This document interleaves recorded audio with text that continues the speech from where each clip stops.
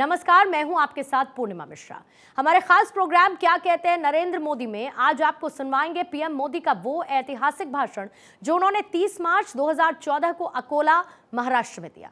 मोदी जी ने अपने भाषण में कहा कि कांग्रेस के कारण देश रोज नई समस्याओं को झेलता रहेगा और इसीलिए समस्याओं से मुक्ति के लिए देश को कांग्रेस मुक्त करना होगा। भाइयों बहनों, और इसीलिए मैं कहता हूं, अगर आप समस्याओं से मुक्ति चाहते हो तो कांग्रेस से मुक्ति इस देश को चाहिए। भारत कांग्रेस मुक्त होगा तभी भारत समस्या मुक्त होगा। अगर भारत कांग्रेस मुक्त नहीं होता है तो यह देश रोज नई समस्याओं को झेलता रहेगा। मैं नौजवानों को पूछना चाहता हूं, जवाब देंगे नौजवान? आपके माता पिता को, आपके आई बड़ी को जैसी जिंदगी जीनी पड़ी, क्या आप ऐसी जिंदगी जीना चाहते हो? क्या आपके बच्चे भी ऐसी जिंदगी जीना चाहते हो?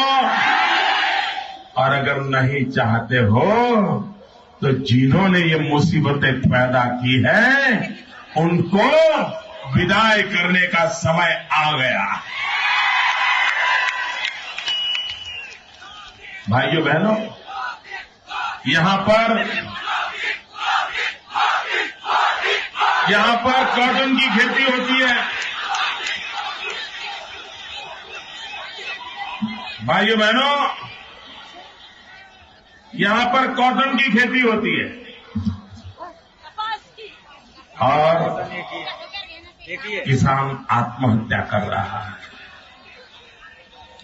कॉटन की खेती गुजरात में भी होती है, लेकिन वहां किसान को आत्महत्या करने की नौबत नहीं आती है।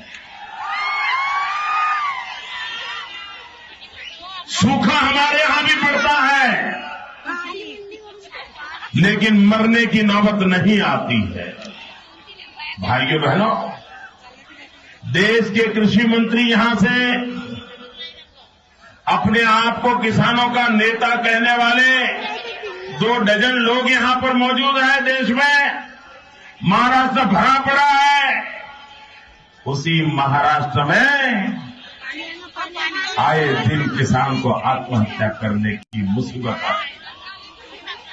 मैं अभी आया था यवतमाल, वर्धा, ओले गिरने से कितनी बड़ी मुसीबत आई। ओले गिरने के बाद भी किसानों को मरना पड़ रहा है। भाइयों बहनों, दिल्ली में बैठी हुई सरकार, इसकी नीतियां इसके लिए जिम्मेवार है। आप देखिए, यहां पर एग्रीकल्चर यूनिवर्सिटी है, लेकिन किसानों के काम आती है क्या? आती है क्या? यही तो इनकी मुसीबत है। इनको समझ नहीं आता है कि जो लैब में है वो लैंड पर उतारना चाहिए। उनको इतना समझ नहीं आता। ये दिल्ली की सरकार ने, हमने ग्रीन रिवॉल्यूशन सुना, हमने व्हाइट रिवॉल्यूशन सुना, ये पहली सरकार ऐसी है जिसने पिंक रिवॉल्यूशन का काम पड़ा है। पिंक रिवॉल्यूशन, ये पिंक रिवॉल्यूशन का मतलब होता है जो मटन का कलर होता है ना, पिंक कलर का, उसको एक्सपोर्ट करने का काम। भाइयों बहनों, जितना मटन एक्सपोर्ट पर सब्सिडी देते हैं, अगर उतनी सब्सिडी वेयर हाउस और कोल्ड स्टोरेज बनाने के लिए दी होती तो हिंदुस्तान के किसान का अनाज सड़ता नहीं। किसान के पसीने के उस अनाज को सड़ने की नौबत नहीं आती। वो फल पैदा करता, वो सब्जी पैदा करता, उसको रखने का इंतजाम होता। लेकिन इनकी प्रायोरिटी अलग है, इनकी प्राथमिकताएं अलग है। और इसी के कारण कि तबाही आती है। भाइयों बहनों, लाल बहादुर शास्त्री कहते थे, जय जवान जय किसान। लेकिन दिल्ली की सरकार के राज में न जवान सुरक्षित है न किसान सुरक्षित है। ये ऐसी सरकार बैठी है कि पाकिस्तान के लोग आकर के हिंदुस्तान के सेना के जवानों के सर काट के ले जाए, और ये पाकिस्तान के प्रधानमंत्री को चिकन बिरयानी परोसते रहे। भाइयों बहनों, देश आजाद होने के बाद जितने युद्ध हुए हैं, उन युद्धों में जितने जवान मरे हैं, उससे ज्यादा मेरे किसान आत्महत्या कर करके मरे हैं।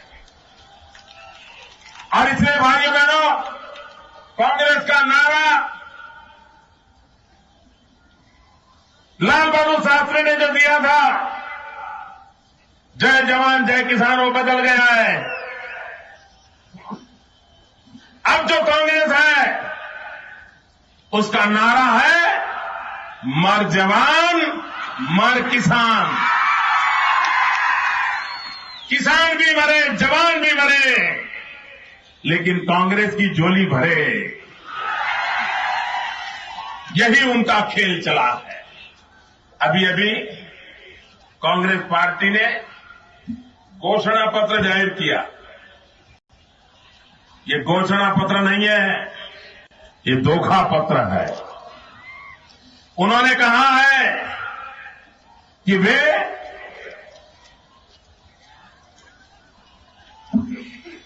10 करोड़ किसान नौजवानों को रोजगार देंगे। भाइयों बहनों, जब अटल बिहारी वाजपेयी की सरकार थी, 6 साल में 6.5 करोड़ नौजवानों को रोजगार दिया था, और इन्होंने 10 साल में सिर्फ 1.25 करोड़ नौजवानों को रोजगार दिया है। भाइयों बहनों, हर परिवार से एक व्यक्ति को रोजगार देने का वादा किया था। मैं जरा पूछना चाहता हूं, क्या दिल्ली सरकार ने आपको रोजगार दिया है? कोई है जिसको दिल्ली सरकार ने रोजगार दिया हो? अब फिर नया वादा, एक नया झूठ, एक नया धोखा पत्र। भाइयों बहनों, जनता जनार्दन की आंख में धूल झोंकने का काम ये कांग्रेस पार्टी कर रही है। अब उनको लगने लगा है कि मामला धूल झोंकने से बनने वाला नहीं है। जनता कांग्रेस को पहचान गई है, इसलिए इन्होंने पार्लियामेंट से एक नई शुरुआत की है। अब धूल झोंकना बंद किया है, आंख में मिर्ची झोंकना शुरू किया है। भाइयों बहनों, कुछ दिन पहले ये शहजादे आए थे विदर्भ में। आप मुझे बताइए भैया, अभी जो 2014 में चुनाव है, अप्रैल मई महीने में, वे चुनाव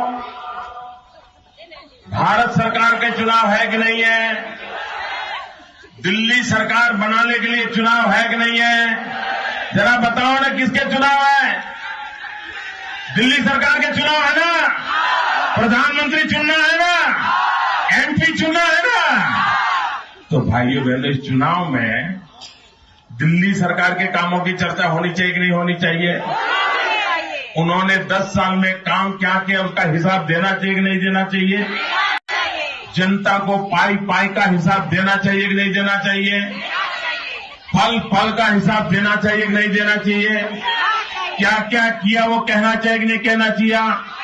कब कब किया, कैसे किया, किसके लिए किया, क्यों किया, रात को किया कि दिन को किया, देश में रखा कि बाहर रखा, किस किस का किया, ये सारी बात बतानी चाहिए कि नहीं बतानी चाहिए? वो जवाब दे रहे हैं क्या? मुझे बताइए, जवाब दे रहे हैं कि नहीं दे रहे? भाइयों बहनों, लोकतंत्र में दिल्ली में बैठी हुई सरकार की जिम्मेवारी है वो जनता को अपने काम का हिसाब दें। सरकार में बैठे हुए लोगों को विपक्ष पर आरोप करने का अधिकार नहीं बनता है। मैं 2012 में गुजरात में चुनाव लड़ा। मैंने जनता को पल पल का पाई पाई का हिसाब दिया। कांग्रेस के लोग आए, झूठ चलाते रहे, शहजादे आए, 2002 में आए, 2004 में आए, 2007 में आए, 2009 में आए, 2012 में आए। रोज एक झूठ का पुलिंदा छोड़ते थे, लेकिन गुजरात की जनता की आंखों के सामने सच पड़ा था। उन्होंने कभी कांग्रेस के झूठ को स्वीकार नहीं किया। उनका झूठ का गुब्बारा उड़ नहीं पाया। और अब विदर्भ में आकर के कह रहे हैं कि गुजरात में विकास के नाम पर झूठे गुब्बारे उड़ाए जा रहे हैं। अरे ये बात तो तुमने गुजरात में आकर के कही थी और गुजरात की जनता ने तुम्हें करारा जवाब दे दिया। हमारा एक ही मंत्र है, विकास। सब समस्याओं का समाधान होगा विकास। गरीब के घर में चूल्हा जलेगा, गरीब के बच्चे भूखे नहीं मरेंगे, भरपेट उसको खाना मिले। भाइयों बहनों, देश जब आजादी की 75 वर्ष मनाए, कुछ ही वर्षों के बाद हमारे आजादी के 75 साल होने वाले हैं।